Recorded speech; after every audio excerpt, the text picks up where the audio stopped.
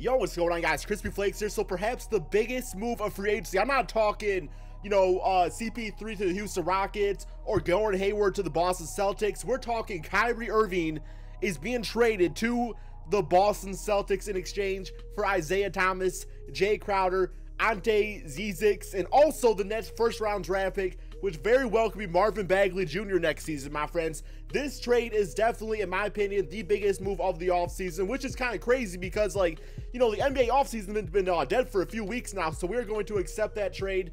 And these teams, guys, just, I don't know, man. I didn't know your guys' thoughts on this in the comment section below. If you guys want rebuilds, like actual rebuilds for both of these teams, you gotta drop a like on this video, my friends. Give this video 1,000 likes, and I will do a Boston Celtic Kyrie Irving rebuild, and also an Isaiah Thomas first-round draft pick, Cleveland Cavaliers rebuild, guys. I can't even talk right now, man. I've been sick all day, and I was just in my bed, and this got me pumped up, dude. I feel like I just had every single damn drug in the world, and I feel great now, guys. This trade, oh my god, the next NBA season, it's gonna be crazy, guys. It's gonna be absolutely crazy.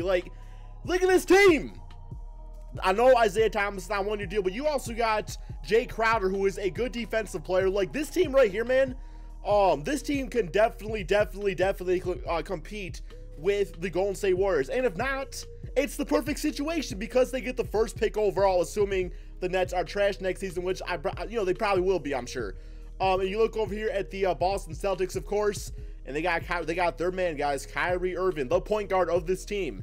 Absolutely crazy. Let me switch some stuff up here. I'm thinking probably, Marcus Morris is gonna be starting over this OG Lee dude, whoever that is.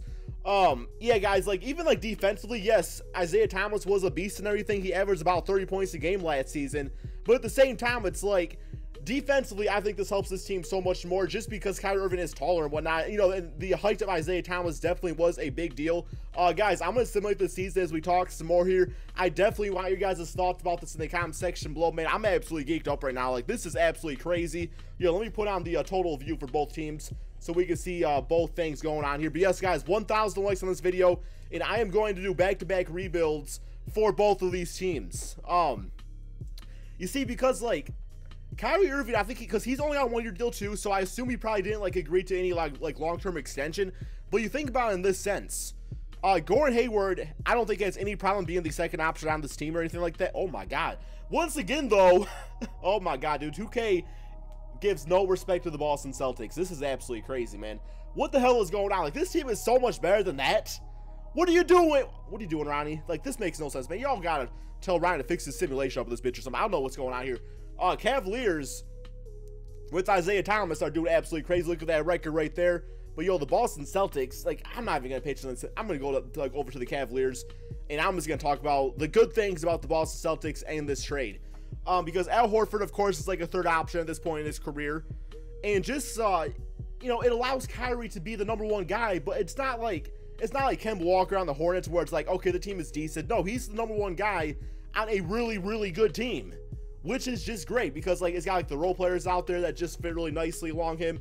I am kind of curious how Isaiah Thomas would play with LeBron James, because we all know that Isaiah is definitely a ball dominant guard. I mean, Kyrie Irving, his ability to shoot the three, I think that Kyrie is a better three-point shooter than Isaiah Thomas. I think he's a better overall player, but I do think Isaiah Thomas definitely has, he definitely has a spot on that Cavaliers roster. I do wonder about his defense at times, because of course the goal in the end of the day is Cavaliers get back to the finals, and of course they'll probably be taking on, if everything goes according to plan, or not really according to plan, but just how we all suspect it, the Golden State Warriors. And Stephen Curry and Isaiah Thomas, that defensive matchup, it's not great. It's definitely not great, but it's something different. And I do think that it was at that point where the Cavaliers needed to do something different. They did win the year before against the Golden State Warriors, but after those last finals, it just it kind of seemed like they took a step back. And I think this trade is not so much ooh, we're getting better right now, although Jae Crowder, I think, really helps their bench out tremendously. But I think that this is more like Dan Gilbert going out there. Is he still the owner? I believe he still is. It's pretty much just no, he's not the owner, is he? I don't know. Whoever the freaking bitch ass running the damn Cavaliers is saying, if they lose LeBron James, if they lose Isaiah Thomas, Kevin Love will be on an expiring deal. But guess what? They have that Nets pick. And that pick right there is going to be at least a top 2 pick. You know, they might get a superstar Marvin Bagley, who is supposed to be like an Anthony Davis, Kevin Garnett hybrid. They might get a Luka Doncic, who was supposed to be the best shooting guard in the draft. So it's like, it kind of sets them up to continue to rebuild if need be. So it's kind of like a, ooh, man, like, let's just be sure here that we cover all of our bases. But yeah, guys, a record of 65-16 for the Cleveland Cavaliers. Boston Celtics, I have no idea what 2K has against this team. They're definitely still a 2 seed, in my opinion. Maybe even the number 1 seed. Because I feel like if they were number 1 with Isaiah Thomas, they could definitely win it with Kyrie Irving. So, yeah, LeBron James actually MVP, getting a triple-double out there. I think he's going to have a crazy season, guys. Markelle Fultz, Rookie of the Year. But really, man, I really just want to check the numbers here. So I want to see if, like, Kyrie's anywhere. No, he's not. Also, I don't see a Isaiah Thomas either. So that's just kind of interesting. Let's go to the player stats. Look at the Cavaliers first. We already know LeBron James stats, but we got Isaiah Thomas averaging 21 points and 7 assists. And really, you know, because I'm not going to say that, like, Kyrie Irving always played off balls. Like, he did have the ball in his hand at times. So there definitely is room for that. Kevin Love, good season, double-double. Derrick Rose, a solid 14 and 3. Jae Crowder, a nice 8 points. This is the low-key, man. I think this pickup right here is fantastic for the Cavaliers. I think Jae Crowder is absolutely great for this team. And really curious what he could do on them. Because I don't think he would start. But at the same time, it's like when they want to run that stretch 4 small ball, they put him at, you know, the power forward position and put Kevin Love at center. And I really do think that small ball could definitely match the Golden State Warriors at times. You look at the Celtics right here. Kyrie Irving did have himself 25 points and 7 assists. Gordon Hayward, 18 points, 6 rebounds, 5 assists. I still think that this team right here needs to do something defensively in the paint. Al Horford, I like him so much more at power forward, guys. If I do a rebuild, that's definitely going to be like my vocal point of it, is trying to handle that. You know, it gives more room, I guess, for Jason Tatum to play now that Jae Crowder's off the team. You have a Marcus Morris out there who can bring the offense, you know, as a Pistons fan. I actually do like Marcus Morris a lot. But yeah, so it definitely gives more room for at least Jason Tatum to play. So let's go ahead, though, guys. Simulate these playoffs. Celtics, I have no idea what's up with this game, guys. Let's go ahead and just simulate current round, see how this goes. I do expect the Cavaliers to make it to the finals, at least.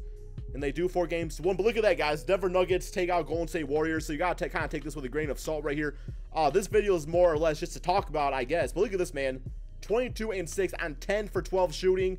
That efficiency is what you call crispy, man. That's what you call efficiency. Crispy efficiency. All right. Milwaukee Bucks. And got them 4 games too. Okay. Isaiah Thomas, 18, 5 and 5. Looking very nice out there. 4 for 12 is not fantastic, but made his free throws, so that makes it all worth it. Plus, you got Derrick Rose, man. This team is going to be so much fun to watch. I can't wait. Like, honestly, Derrick Rose at point guard, Isaiah Thomas at shooting guard, I would watch the hell out of that team, guys. Like, I would watch the hell out of that team. That'd be so much fun. Minnesota versus Cleveland in the finals right here. Yo, actually, Dwayne Wade on Twitter did give the PPIs. He might be going to the Cavaliers, guys. That could definitely be happening. Look, Isaiah Thomas closed out 27 points. Absolutely love it. Love the scoring he can bring in simulate current round. Well, we got the Minnesota Timberwolves, guys, being the buzzkill out here, winning in 7 games. Jimmy Buckets, the finals MVP, guys. Anyway, man, like I was saying, take the simulation with a grain of salt. Let me know your thoughts about this trade in the comment section below. Thank you all so much for watching. 1,000 likes for back-to-back NBA rebounds.